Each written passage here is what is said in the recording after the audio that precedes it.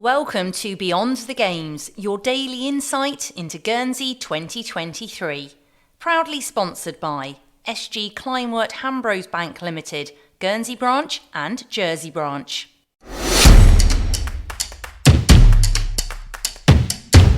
The cry has gone out to pack the dome. Fast-paced action and plenty of noise is being promised as Beau Sejour is transformed into a basketball arena. Peter Beausire tells us more.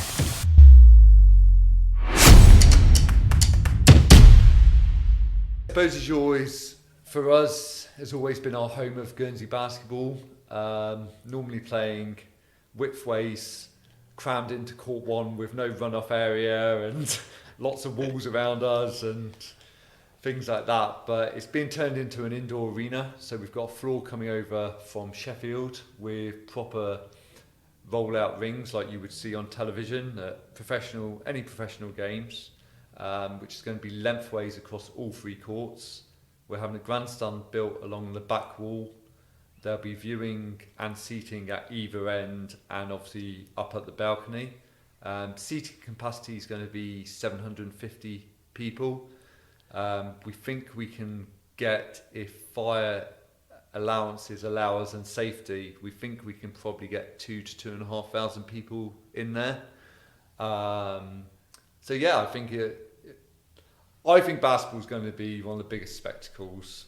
I know I'm biased, but to have an indoor arena effect, to have the crowd and the noise of the crowd and music playing, I just think it's going to be a great event for people to come and see. Because basketball creates a special atmosphere as well, just the very nature of the game. It does. I think it's a very fast-paced game, and even if you don't know the rules, there's basket to basket either end. Once you know someone scores, you know it's a good thing. And there'll be certain things that people will learn, I imagine, on the week as it happens. But it's so fast that people are always in awe. And everyone's so big.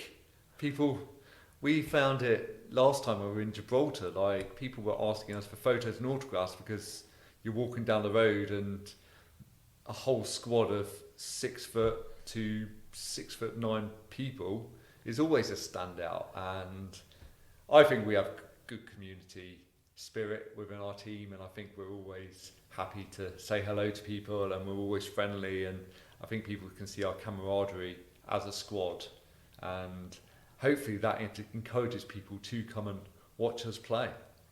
I mean, I guess, and the more people you get down there, the more people get sucked into the game. That can only be good for the future of the sport as well. 100%. It's free entry. People don't have to pay to come and watch. We're encouraging people to bring their children, come and see it. We've just had youth games and we really encourage all those kids to come along and play, and hopefully a lot of them turn up and go, I want to play that sport.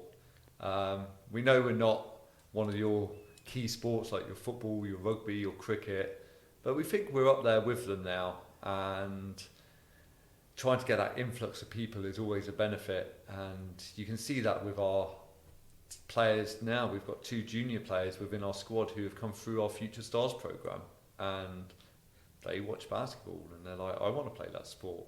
So imagine seeing it in the flesh at the Island Games. Hopefully that encourages people. And looking at the team, or both teams, I guess, really, what are our prospects? What are our chances? I think both teams, the main objective is gold, if I'm honest. That would be the dream for both. I think the men have a tough draw because unfortunately there's only 2 groups due to 9 teams entering. But the winners of each group automatically go to the final, so there is no semi-final. And then the second place teams will go straight to a bronze final. In order for the men to get to the final, they're going to have to beat Cayman or Saramar, which is 2 big teams to get through. It is possible. We have a great squad. We showed that against Jersey a couple of weeks ago. The women have a slightly better run-in, but they do have a semi-final to get through before they get to a final, which hopefully, if they can get to a gold final and redo what they did in 2003, that would be phenomenal. 20 years later, being a gold final is, again, the objective for the ladies squad. And we've got some good heritage in the games in terms of performances and building those performances as well through the years. We have. I think what happens with the ladies squad, they always go in as a top 4 favourite. Gibraltar was a learning curve for them because they took a very young squad, and availability for more senior players wasn't good at the time. They had injuries. With a ladies squad, they had pregnancies. So they lost quite a few key players that year. So they didn't perform as well in Gibraltar as they have done previously. But in the last 20 years, they have finals under their belts. They have a gold, they have a silver, they have a bronze. So for them, I think the squad that they have this time, I'd be very surprised if they weren't at minimum playing in the bronze playoff, but I think they can make the gold final.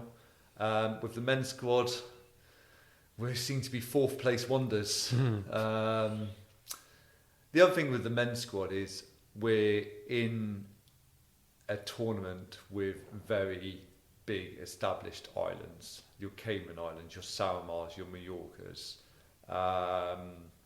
It's very difficult to see until you see what they turn up with, you don't know. We managed to turn over Menorca in Gibraltar, which was a surprise to us, but we did beat them, which got us to the bronze playoff final. Cayman may turn up with a younger squad and hopefully less experience, but you never know.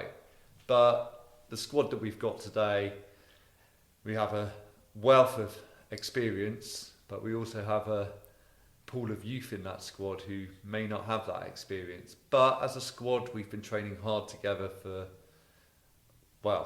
it's a 4-year project, isn't it?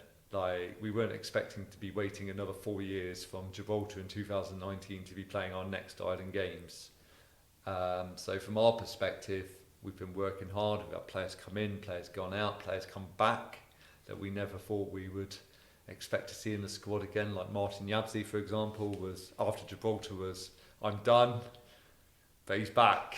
Our most established former professional player being back in the squad, and having Martin around the squad is phenomenal. Like, he's encouraging, he knows the game inside out. So yeah, I think we can get there. And has there been like a step up in intensity, do you find, like in the domestic league, but in training as well? Yeah, so domestically, from the men's and women's perspective, all the games are super close. And that's done on purpose. We do our draft system within the men's league so that we can spread our island players out. The women's league, unfortunately, due to the smaller pool of players, we can't do that. But we've had 3 teams this year all competing for the league, which has been really good. I can't talk from a women's perspective, but with being the men's perspective, I can see what the guys are doing training-wise. I think we're the fittest we've ever been. Intensity, speed, stamina. I think we're ready for 6 games in 6 days, which is what we could end up facing. And I guess like that kind of tournament intensity adds another challenge to it as well, day after day after day. It does, because we don't have that locally. Like, it doesn't matter how many days you can train in a row, it's not game speed and it's not game pace. But historically, what we've always found within our squads, for both men and ladies, as the tournament progresses, we seem to improve, which is great news. And as long as everyone can stay fit and healthy for the whole week, I think that's what will happen here, because the more, especially being at home, because the more we go through the week, hopefully the bigger the crowd gets, and they're almost our 13th voice within that squad. I'm going to throw a really general question at you, but what is it about basketball? Why do you love the sport so much? You've been involved in for so long. Oh my goodness. Well, this year will be my 27th year playing in the local league, which makes me think, oh my goodness, how did I get to that and still be playing top level Division 1 and being within an island squad now? I just think the pace of the game is different. My teammates, my friends around me, I just think we have this core, we call ourselves the GBA family, the Guernsey basketball family, and I don't think that has changed from 24, 25 years ago to where we are today. We're close-knit. We don't ever have... I hear horror stories about disagreements within other sports, and in the years I've been doing it, we've never had that. I think basketball's just one of those sports. I think it's one of those sports that you have to be naturally talented to play, and it takes a lot of work to get to the stage that we're at. But it's not a sport that anyone can just pick up a ball and play the game. It takes a lot of hard work and a lot of dedication, and it's so fast. It's so fast, and I don't think until you're sat on the sidelines seeing it, you don't realise how fast that game is. Do you have any ambitions for where you'd like to see the sport propel itself off the back of the games?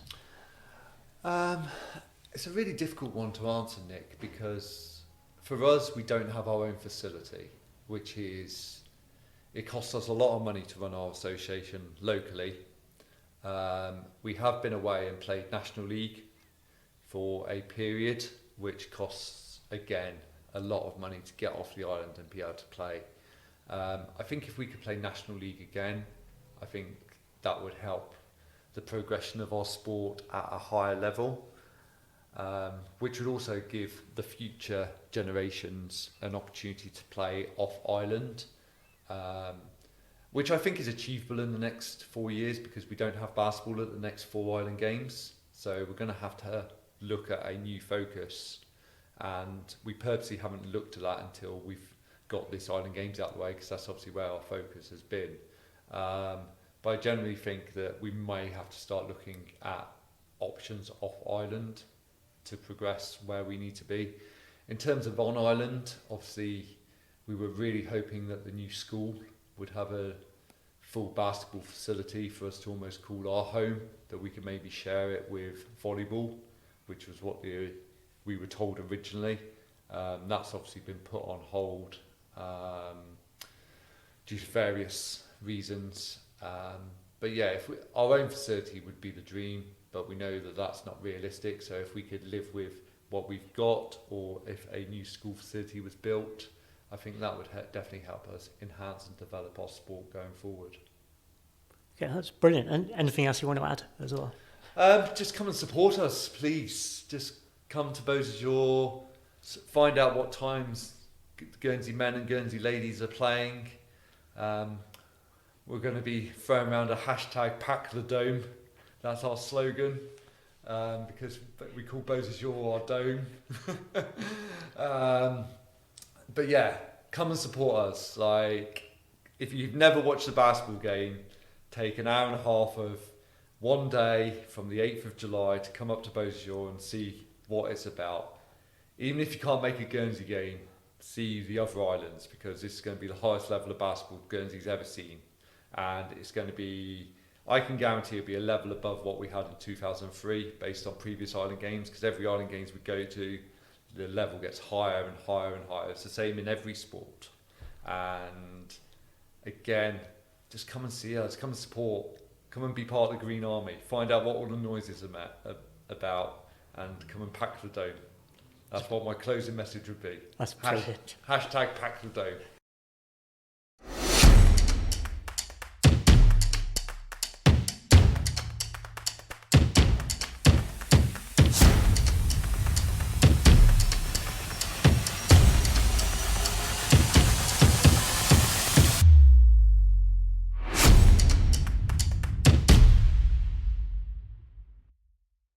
Beyond the Games, proudly sponsored by SG Kleinwort Hambros Bank Limited, Guernsey branch and Jersey branch.